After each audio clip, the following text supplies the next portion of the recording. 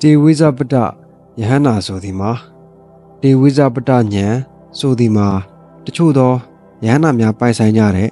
ဝိဇ္ဇာဉာဏ်၃ပါးဖြစ်ပြီးတေဝိဇပတရဲ့အနတ်အဓိပ္ပာယ်က၃ပါးသောအသိဉာဏ်သို့ရောက်ခဲ့သောသူဝါရခဲ့ပြီးသောသူလို့အဓိပ္ပာယ်ရပါတယ်။ထို၃ပါးသောဝိဇ္ဇာဉာဏ်တို့သည်က၁ပုဗ္ဗေနိဝါဒဉာဏ်ရှိဘဝခန္ဓာအစဉ်တွေကိုမြင်နိုင်တဲ့ဉာဏ်ဘယ်ဘဝကဘာဖြစ်ခဲ့တယ်ဘသူကဘယ်ဘဝကလာတာတို့ကိုအာယုံပြုကြည့်ရင်မိမိသူတစ်ပါးတို့ရဲ့ခန္ဓာအစဉ်ကိုသိတဲ့ဝိဇ္ဇာဉာဏ်ဖြစ်ပါတယ်။နှစ်ဒိဗ္ဗစကုဉာဏ်နီဝေမဟုကြောက်တောင်တရားများကာစီးထားပါစေအာယုံပြုကြည့်ကများဖြင့်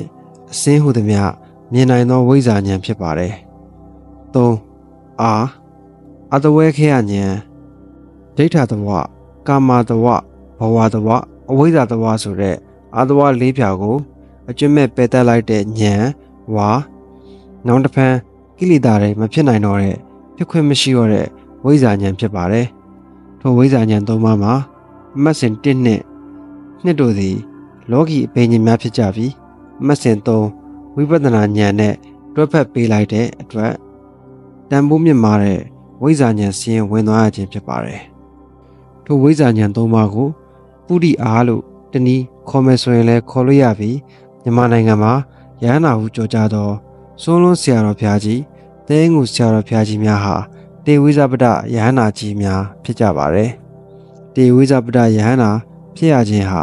ပုဂ္ဂိုလ်တရားတွေကိုချွတ်ချွတ်တဲ့အခါမှာအဲ့ဒီဝိဇ္ဇာဉာဏ်တွေတဲကအမှတ်စဉ်1နဲ့2ဝိဇ္ဇာဉာဏ်များကအထောက်ပံ့ပေးခြင်းကြောင့်တရားနာယူသူများရဲ့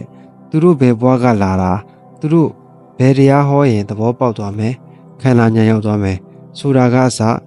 တေဝိဇပတယဟန္တာကြီးများကသိနိုင်ကြတဲ့အတွက်သာသနာတော်အတွက်အကျိုးကျေးဇူးများပါတယ်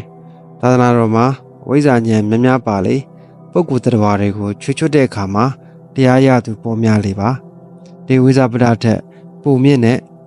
သတ္ထပညာပရိသံမိတာပတ္တာတို့ပါရင်ပုံမှုအကျိုးဖြစ်ထွန်းပြီးဒုက္ခဝိပတ္တကကိလေသာတစ်မျိုးတည်းသာပယ်တဲ့ဉာဏ်ဆိုရင်တော့သာသနာတော်အတွက်အကျိုးမများလာဘူးလို့ဆိုရမှာပါသာသနာမှာယဟန္တာဖြစ်ပြီဆိုရင်အဘိညာဉ်ဇန်နဲ့တမာဘတ်အချမ်းရံတွေပြည့်စုံဖို့သမထယာနိကကျင့်စဉ်များကိုများကျင့်ဖို့လိုပါတယ်ဘယ်လိုသမထကကောင်းတယ်လို့မေးလာခဲ့ရင်အာနာပါနသတိကမ္မထံလို့ခေါ်တဲ့နှာသီးဝလေးရဲ့ထွက်လေဝင်လေကိုသတိထားပြီးကြည့်ပေးဖို့ပါပဲထွက်လေဝင်လေကမ္မထံဆိုတာအဘိညာဉ်မရခဲ့သေးရင်တော့နေ့စဉ်ဆွဲမြဲပြီးကျင့်သွားရင်ကိုယ်သိမဲ့နှစ်လရက်နာရီမိနစ်စက္ကန့်ဆိုတဲ့အချိန်နာရီတွေကိုအတိအကျပြောပြနိုင်ပြီးကိုယ်သိမဲ့အချိန်ကာလကိုပါကြိုတင်သိနိုင်တဲ့ကမ္မထံကြီးပါဒါကြောင့်မမေ့ကြပါနဲ့အထူးမမေ့ကြပါနဲ့မအားသေးလို့ပါလို့စင်ကြင်မပေးကြပဲတရားကမ္မထံလုပ်လို့ရင်